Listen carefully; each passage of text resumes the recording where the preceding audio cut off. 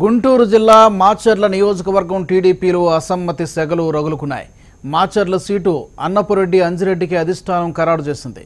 అంజిరెడ్డి అభ్యర్థిత్వాన్ని చలమారెడ్డి వర్గీయులు వ్యతిరేకిస్తున్నారు. దీనిపై చలమారెడ్డి వర్గీయులు సీఎం చంద్రబాబు వద్దకు బయలుదేరి వెళ్లారు.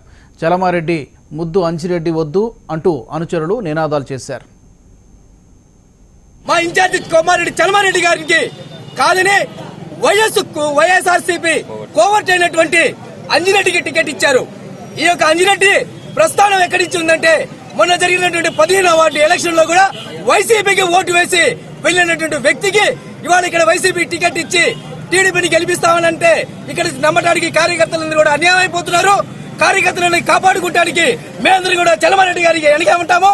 మా యొక్క ఇన్ఛార్జి గారికి టికెట్ ఇవ్వకపోతే ఈ యొక్క ఇండిపెండెంట్ మా చలమారెడ్డి గారికి. ఇక ఇదే అంశానికి సంబంధించి మరింత సమాచారాన్ని మా రిపోర్టర్ నరసింహారావు అందిస్తారు. నరసింహారావు, చెప్పండి, మరి చలమారెడ్డి వర్గీయులు సీఎం దగ్గరికి బయలుదేరి వెళ్ళినట్టుగా తెలుస్తోంది. మరి వాళ్ళని ఏమైనా బొచ్చుగించేటువంటి ప్రయత్నం చేస్తారా, లేదంటే మళ్ళీ ఈ నిర్ణయంలో అంజిరెడ్డిని తప్పించేటువంటి అవకాశం ఏమైనా ఉందా?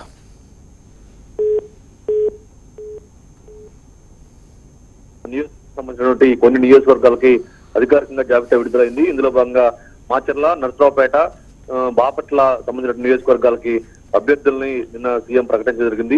అయితే మాచర్ల నియోజకవర్గంలో ఇన్ఛార్జ్ గా ఉన్నటువంటి చలమారెడ్డి టికెట్ ఆశిస్తున్నాడు. ఈ నేపథ్యంలోనే తను ప్రచారం కూడా ప్రారంభించాడు. అయితే తాజాగా అధిష్టానం అన్నపురెడ్డి అంజిరెడ్డి పేరును పరిశీలిస్తూ అతనికి అవకాశం కల్పించింది. ఈ నేపథ్యంలోనే చలమారెడ్డి వర్గీయులు ఆందోళన దిగడం జరిగింది. తనకు టికెట్ ఇవ్వద్దని చెప్పేసి చలమారెడ్డి ముద్దు, అన్నపురెడ్డి వద్దు అంటూ కూడా రోజు వాళ్ళు రోడ్డు ఎక్కడం జరిగింది. అంతేకాకుండా కూడా అధిష్టానానికి వ్యతిరేక ఆందోళన చేస్తూ ఇక ఈ విషయాన్ని తాడోపేట సీఎంతో తెలుసుకుంటామంటూ మాచర్ల నియోజకవర్గం చెందినటువంటి అభ్యర్థులు సీఎం నివాసానికి బయలుదేరి వెళ్ళడం కూడా జరిగింది నియోజకవర్గం నుంచి.